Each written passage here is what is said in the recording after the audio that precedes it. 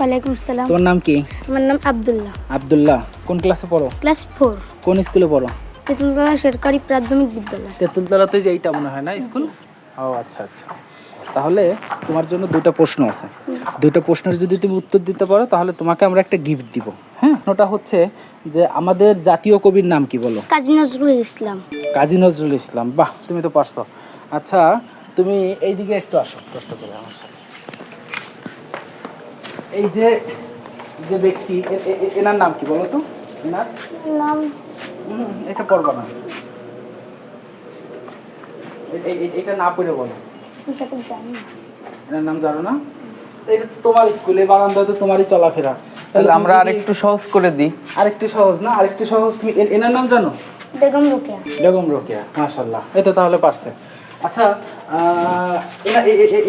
এই ব্যক্তিটা এনার নাম জানো? কাজী নজরুল ইসলাম। কাজী নজরুল ইসলাম। এনার আরেকটা নাম আছে, এটা জানো?